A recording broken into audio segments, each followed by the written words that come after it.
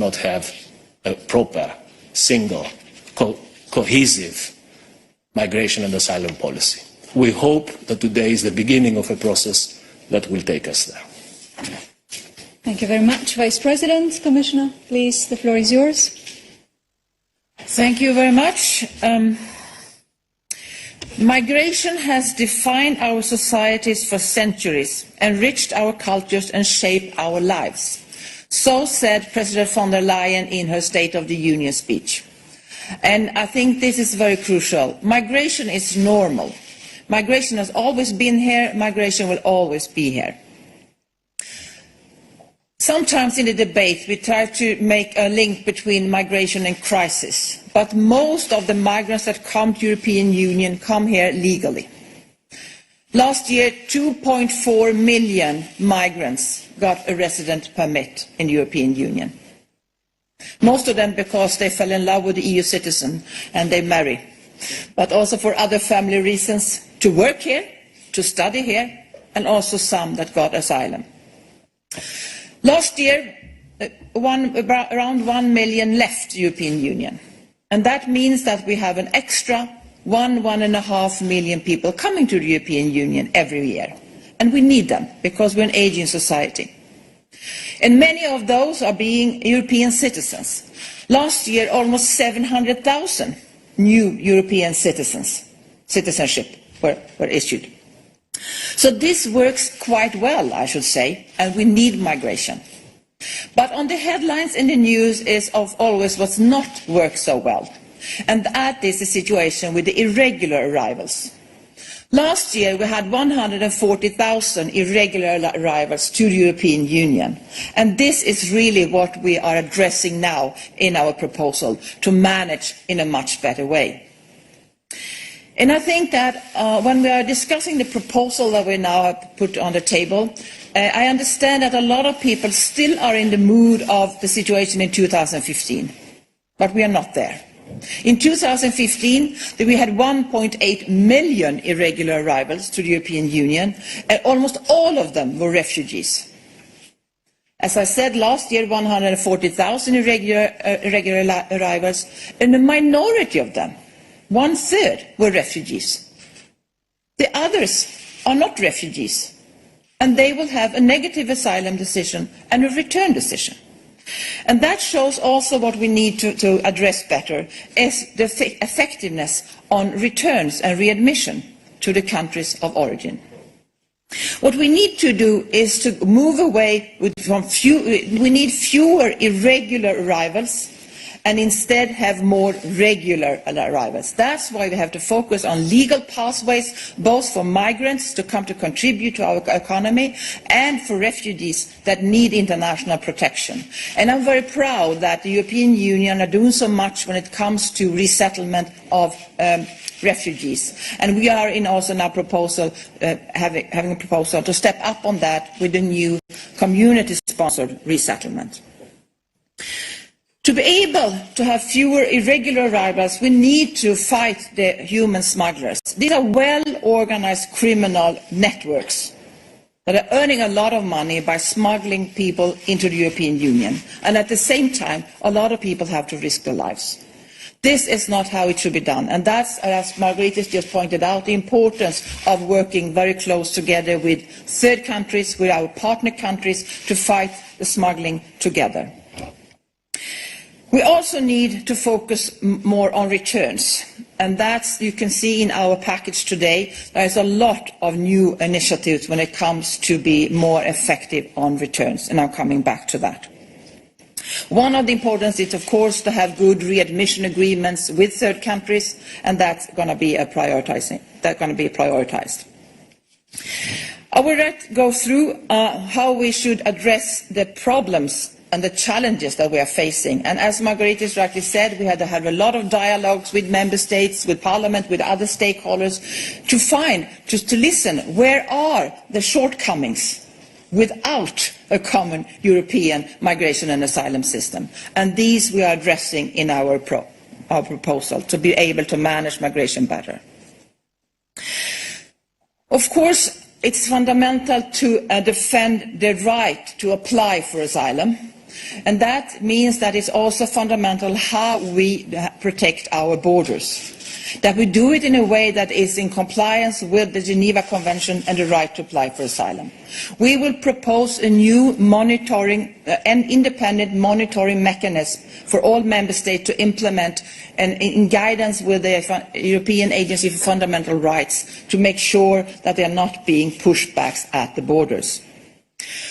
When an irregular arrival comes to the European Union, there will be a mandatory screening process. This will take maximum 5 days. There you will do the registration, of course, into the Eurodac, and in Eurodac we will have much more information with our new proposal than in the current one. You can find out also whether this person has been in Europe before, for example, and already have a decision maybe. There will also be security checks, health checks, and a decision on which country is responsible for this application and which kind of procedure should this person go through. If these asylum applicants have a connection to another member state, like having a sibling there, have been working there, have studied there, then the other member state is responsible for the application and to process that. If the person is coming from a country with a very low recognition rate, under 20%, and is not a family with small children, is not an unaccompanied minor, is not a person with medical needs, then this person should go to a border procedure.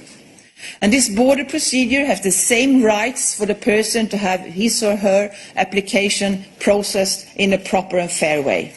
But it has to be done very quickly. And I think that many of those will have a negative decision, but not all of them. Some will have a positive, and then, of course, they have the asylum in the country. Why do we do this? We do this because it would make it easier for voluntary returns. I think when a person has been living in a country for years, having relations, falling in love, then it's much more difficult, both for the individual and for the authorities, to do the return to the country of origin. It's important that we can have this decision of returns very quickly, in 12 weeks, and then also be able to do the returns. This is also an important message, that you will be returned if you are coming to the European Union and do not have the right to stay. And I think this is what the European citizens ask from us. I think they say, well, we are ready to welcome those in need of international protection. We are ready to welcome those that have the legal right to work or study in our union. But those who do not have the legal right to stay, they have to go back. And this is what we are really focusing on in our proposal. If, as Margaritis said, it's also important that we have a solidarity mechanism. Of course, all member states have to deal with migration, because migration is a normal thing. But there could be a situation where the migration pressure is high, or risk of being high. And then there is a possibility to activate the solidarity mechanism. And as President von der Leyen just said a few minutes ago, solidarity is not optional. Everybody has to contribute to the solidarity. But there are some possibilities to choose in what way to show your solidarity. The two main ways to show solidarity is either via relocation of those probably in need of international protection, or with a new return sponsorship, where member states are helping each other to actually do the returns of those not eligible to stay, and make sure that they will be reintegrated in their country of origin. This solidarity mechanism will also work for search and rescue cases. Search and rescue is a responsibility for the member states or the coastal states, of course. And saving lives is, of course, always essential and always our obligation. But we must also make sure that when persons that have been saved, search and rescued and saved at sea are being disembarked in the European Union, they are being disembarked in the European Union, not only in a member state. And that's why we need this solidarity, showing that also other member states must help with the relocation of people that are being disembarked through search and rescue, or in other ways supporting the member state where they are being disembarked. I will end with what's also important here is that we should have more predictability. And I think today in college, one of our colleagues told the story of 13 unaccompanied minors coming to her country, being relocated from Lesbos and being welcomed. And I think there is such a huge difference when you have the names of those coming, when you know what flight they are coming with.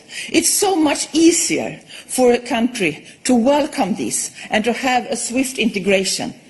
It's the unpredictability, it's much more difficult to deal with. And this is our aim, to have more of a Europeanized system where we help each other to have a more predictability in the system, so that we should not be surprised, so we can deal with the situation before they become a crisis. Thank you. Thank you very much, Commissioner. Yes, the Vice President wishes to add something. Dana, if you give me the floor before the question, simply to say that I apologize, because the film Back to the Future is a film by Zemeckis, not by Spielberg, as I said. So, mea culpa, mea maxima culpa. On Hollywood, I'm not that strong. With that clarification, I now open the floor to your questions. At this stage, we will try to keep the questions focused on the subject of the press conference, on the Migration and Asylum Pact. As always, please indicate in the system by raising your hand if you wish to ask a question. I see quite a number of them already raised, so the first question will be for David. David, go ahead. Thank you very much, Dana. David Carretta, Radio Radicale. J'ai une première question pour le vice-président Schinas à propos de Moria. On Moria. Parce que dans votre rôle précédent, en 2016, mars 2016, vous avez annoncé une armée de fonctionnaires européens pour aider les îles grecques, la Grèce, à implémenter la déclaration Union Européenne-Turquie, donc à tenir les migrants sur les îles. 1500 gardes frontières de Frontex, 400 experts EASO, 400 interprètes, 30 juges, des bateaux, des avions, et en 5 ans, vous avez versé à la Grèce 2,6 milliards d'euros.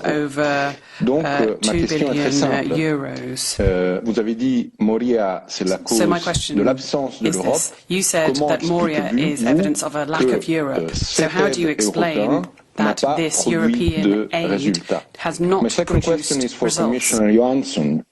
I mean, if I go back to what the Commission proposed and other actors, member states and so on, I can find a lot of points that are in this new or fresh start. The Malta Agreement is more or less the same of the relocation for search and rescue system that you are proposing. The flexible relocation or flexible solidarity is the same of the effective solidarity proposed by the Slovak presidency in 2016.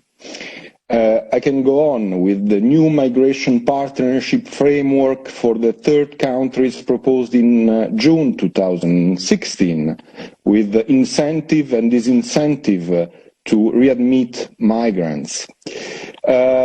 Even the border procedure that you are announcing, I can see a lot of elements that should have been applied in Moria and the Greek island, because Turkey was considered a safe country. So what is really new in your proposal? Thank you. Thank you, David. Mr. President. Okay, let me start on Moria and Lesbos.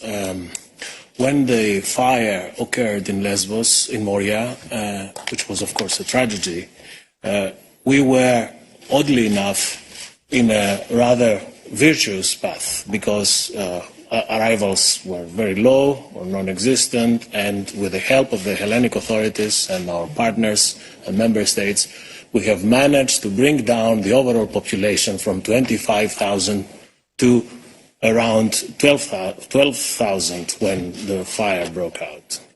And we had also managed to relocate unaccompanied minors. Practically all of them, the 400 final ones, came out after the fire. So probably one should not underestimate that a lot of work has been done already there before the fire. And of course, always the good is the enemy of the better, and things may have been done differently, and the implementation of the EU-Turkey agreement would have been faster. But still, even if all this had happened, that would have never changed the fundamental, which is Moria is a symptom of a system that is a non-system. It's something that is there because precisely there is nothing else to prevent it from being there.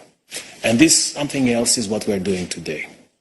The overall amount of EU support to Greece is 2.5, not only to Moria, not only on Lesbos, and I think it's an argument now that is verging on the fake news. We never paid 2.5 billion for Lesbos. This is the overall envelope, including all reception centers in the whole country, including subsidies for rent for thousands of migrants. So I would plead not to oversimplify on issues that are so delicate and so polarizing. I would also make a call for a more sober approach.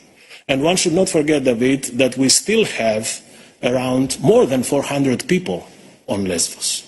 People from EASO, people from Europol, people from Frontex. I saw them, I met them, I was there. They are dedicated European civil servants doing the best they can to help a very difficult situation. And the task force that the College announced today is precisely yet another attempt to Europeanize the management of this very difficult situation in a way that helps both the refugee population and migrants, the local authorities and the national authorities. Now, Ylva will reply to you on what is new. But let me tell you how surprised I am that in less than an hour you managed to digest 10 legislative texts and come to the conclusions that there is nothing new and that everything is reheated. I always admire your approach to things, but this is well commenting. No, this is new. This is really new. And I know, and I have suffered it for many years, that in this city and in this bubble, there is what I would like to call an intellectual appeal of pessimism. That if in Brussels you are a pessimist, it's okay. It's people deal with you, like you trend. I am of the school of the intellectual appeal of optimism.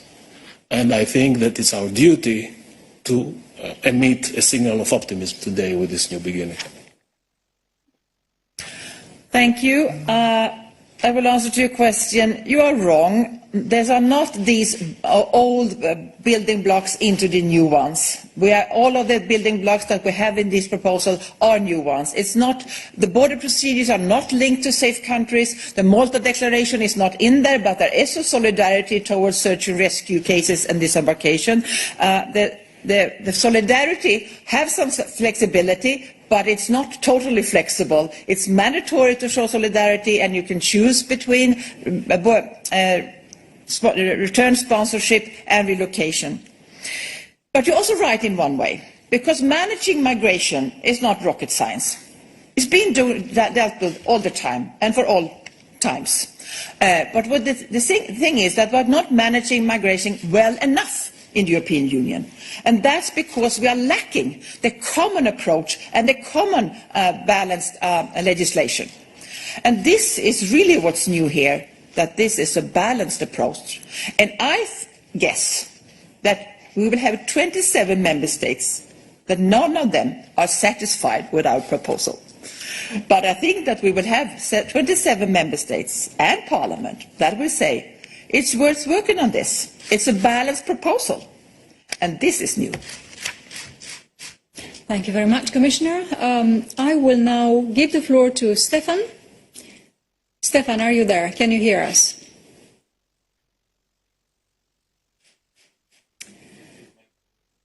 Stefan, I understand that your mic source is not selected in the right way. Stefan, can you connect? Are you on the line? It doesn't seem to be the case, so I will revert to you later, and I will now give the floor to Athanasios, hoping that he is available. Yes. Absolutely. I am available. Thank you very much. Bonjour. Could you please give us 3 practical examples of solidarity under the 3 scenarios, like the crisis scenario, the expected load scenario, and normality? What would be solidarity in practical terms from the member states towards who feel the pressure? 3 practical examples. Second, how are you going to improve? I did not read all the legislative proposals, but how are you going to improve the accountability of the use of funds that are connected to these proposals? And thirdly, since we have a teleconference of the President von der Leyen with the President of Turkey, Erdogan, tonight, are they going to talk about the migration pact as well in that video conference? Thanks. Yeah, I'll start with first of the solidarity. The main blocks in our solidarity mechanism are 2. You can choose between relocating those that are probably in need of international protection, or you can do the return sponsorship of those that have a return decision. This is how member states help a member state that is under pressure, because they have more migrants than they can deal with in a situation. That could be in a crisis, then it has to go quicker and be a bit sharper, and that could be for a pressure situation, where you have a little bit more time to work with this, of course depending on the situation. And for the search and rescue cases, we are also looking into other possibilities to show solidarity, so it's even a little bit more flexible. On your question on Turkey, the Commissioner and I took office on Monday the 2nd of December, if I'm not mistaken. I don't think I am. Wednesday the 4th, we were in Athens after the first college meeting, and Thursday the 5th, we were in Ankara. And we did that because we, at the time, as it is the case now, we were pretty sure that the European Union will absolutely need a solid, working, functional, operational framework, cooperation with Turkey, with all our neighbors, as I was referring to earlier, but Turkey in particular. And the 2016 EU-Turkey statement, which navigated through very turbulent waters and ran through difficulties of implementation, at the end of the day, provided that framework. And it's in our mutual interest, even in turbulent times, not to lose the perspective of a cooperation, of effective cooperation with Turkey. This is our belief, this is our will, this is the college line, and we are hopeful that in this process of de-escalation of tensions in Eastern Mediterranean, migration will again be a part of the positive agenda. No need to remind you that only last summer we paid more than 500 million euros to Turkey, precisely to continue cooperating on this road. Thank you very much. As to your more specific question about the video conference planned between the President von der Leyen and President Erdogan this afternoon, it will cover, like always in discussions between leaders, all matters of joint interest. I would be very happy to provide you a readout following the video conference for more details. Et maintenant, je continue la série des questions et je vois que Christian, il est intéressé à poser une question. Christian, est-ce que tu es là? Christian, can you hear us? Oui, vous m'entendez? Yes, can you hear me? Ça va, yes. vas-y, Christian. Alors, please go ahead. J'ai deux petites... I have two questions for the Commissioner Johansson. Ms. Johansson, you stressed the pact and returns. I think we've seen returns as a failure of the past 10 years of migration policy in the EU. My question is, for transit and countries of origin, do you have any plans to impose sanctions on countries that refuse entry of returns? And then I also wanted to ask a question about search and rescue, which I believe is also a failing in this policy area. Do you think that we may see a windfall effect here, that with all of these solidarity agreements for search and rescue, we'll see a sharp increase in the number of boats they have to deal with? And we also wanted to ask about the Dublin regulation and drawing a line under Dublin. First time that the Commission tried to move on from Dublin, it was Ms. Malmström as Commissioner, and there was a vote against this. So I wanted to know the rule that the first country of arrival will deal with the management of the file. Will that change? Is that part of what you have discussed within the College? Thank you. Yes, first on returns. With the European Union, we have readmission agreements with 24 countries. Not all of them work, but many of them work actually.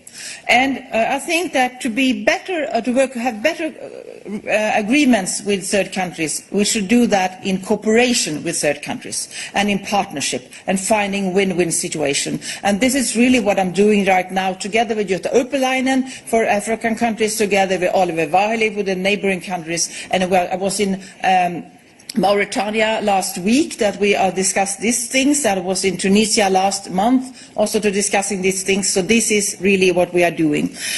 But so I don't think that we should threaten countries. I think it's better to find partnership. But we have a new legislation that came into force in February this year about visa decisions. And that makes that the European Commission will make reports for all countries on how well they cooperate on readmission and returns. And that can have an implication on whether they should have a positive or a negative effect on the visa regulation that we have with that country. So this is also what already is here, and I'm really looking forward to start using this new legislation. The search and rescue, will they be more? No, they will not. Not according to our proposal. It will be the opposite, I guess. What we see now, especially in the Central Med, a lot of people that are coming there are not refugees. And if they are being disembarked and immediately go through a screening process and a border procedure, and they will have the return decision very quickly, and they will be returned. I think this will also help to people to think twice before paying a lot of money to the smugglers and before risking their lives going into these very dangerous boats. I don't think so. But it's also important that we have a better cooperation when we deal with search and rescue. And that's why we're also putting on the table a recommendation where the Commission will help coordinating these efforts that are being taken by the member states, of course, but also of the private vessels, the NGOs, and together with international organizations, so that we should have a better predictability for the disembarkations, for example. Thank you. Okay, on Dublin, Christian, I would again suggest, and we have time for a more thorough look at the documents, because actually one has to read through the new approach to comprehend the difference between the previous one. What I can tell you is, of course, I said it in my statement, that what we are doing is we are putting Dublin to bed. And we start afresh with a new, much broader framework. And I would say, if you allow me the self-congratulatory tone, a smarter approach. What we are doing now is enlarging the criteria, and we are creating a hierarchy of criteria which is new. So the country of first entry is not the top and only consideration, is part of this hierarchy criteria and is at the bottom of this hierarchy criteria. As the Commissioner said, we are enlarging the scope, and we have first what is the best interest of the child, second family reunification, 3 visas, 4 academic qualifications, and 5 country of first entry. And on the family reunifications, we also open up the definition to include siblings. So this shows that Dublin, okay, we can still discuss if you want to put it in bed or put it on side or leave it behind, but what we are having here is something totally new, totally different. Thank you. Now I would like to give the floor to Griselda. I hope you are on the line, Griselda. Can you hear us? Yes. Yes. Merci beaucoup. Thank you. I think there is interpretation for Spanish, so with Mrs. Johansson's permission, I would like to take advantage of this interpretation. I know that Commissioner Margaritis speaks this language, and I will therefore... If I've understood the proposal correctly, today, for the first time, it's possible to have a distribution of migrants not entitled to asylum using these national return flights. Could you explain this in a bit more detail? Is there a quota per member state? And for those migrants not entitled to asylum, if they go to a country other than the country of entry, do they remain there forever, or do they go back via the country they entered through? Griselda, esto es una pregunta Griselda, that's a very simple way of explaining a very difficult situation, but I'll try. In this system of permanent and effective solidarity, our aim is to do the following. Those countries who ask for solidarity in each of those 3 scenarios, search and rescue, risk of pressure or crisis, those countries can ask others to help them. If they do so, the Commission would step in, because this is a European system. The Commission would step in and organise the solidarity needed, depending on the specific situation. It might mean stepping up relocation and returns in a time of crisis. The solidarity might take on a different form in cases of search and rescue. But the system would always work in the same way. Those seeking solidarity, those asking for solidarity, will be sure that they will receive what they need. How will this work? Well, there'll be a kind of solidarity bank, if you like. Then there will be a second round, if you like, where we can seek what we haven't got already. And then there will be a third level where the Commission would define what is necessary, what is still required. I think your question was basically about return sponsorship. I'm not sure how you say it in Spanish. Parenaje de retorno, says the speaker. But as the Commissioner has said, quite rightly, countries who agree to return sponsorship at the request of other countries will have the duty, the obligation to organise this return. If after 8 months, and that's quite a long time actually for organising returns, if they don't manage to do this after 8 months, then that obligation would be an obligation in the form of relocation. That's basically the system we have designed. I agree that it's quite extensive, quite detailed. I would encourage you to read the documents. Thank you very much. I will now give the floor to Franziska, who's the next on my list. Franziska, are you on the line? Franziska, can you hear us? Are you there? This doesn't seem to be the case. Hello, can you hear me? Yes, please go ahead. Yes, please go ahead. Perfect. Thank you very much. I have one question for Commissioner Johansson. You spoke about the pre-screening or the border control that should happen for every asylum seeker. And I would like to know, you said it's only 5 days that it should last. How do you want to ensure that it's only 5 days? And will it be under the responsibility of the national state where they are, or under the EU? And then you also mentioned the accelerated asylum procedure for some applicants. That should be up to 12 weeks. I would like to know, where should all these people stay then at that time? Because, I mean, 12 weeks is 3 months. Will there be more camps then built on the islands in Greece and on the islands Italy? Because, I mean, 3 months, should they sleep in tents? Like, I don't know, what do you foresee? And how do you want to make it possible that really it's done in this time? Because at the moment it's not happening. First, we should have no more camps like Moria. I think that's very obvious. What we need is swifter and more efficient procedures. So the screening procedure will take place at the border, and it's a responsibility for the member state to do that. But of course, the European agencies are also happy to help and to be there to support. And I think 5 days should be enough to do the fingerprints, the health checks, and the security checks, and to take the decision on what kind of procedures that should be.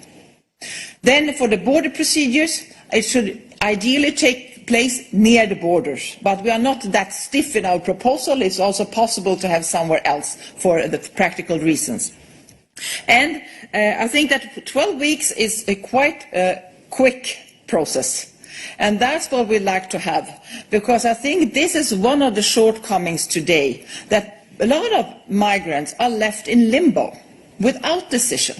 And I think this is not good for the individual, and for sure not good for our European system or for societies. You should have your decision. And if you're coming from a country with a very low recognition rate, I should say that that will be not the most difficult issues to deal with. Of course, you have to go through an individual process for that. And then you will have the decision, and then you will have your return decision. And I'm quite sure that this will lead to the situation where those that know that they will not have the right to asylum actually think twice or even more time before they enter irregular to the European Union. And that's actually the aim, because today 2/3 of those coming to the European Union will have a negative asylum decision, but many of them stay for years in our union without really having the right to stay here. And this is not acceptable. This is what we have to deal with. Thank you, Commissioner. Allow me to also remind journalists that we will also have a technical briefing following this press conference, so you can ask many detailed questions there as well with our knowledgeable experts.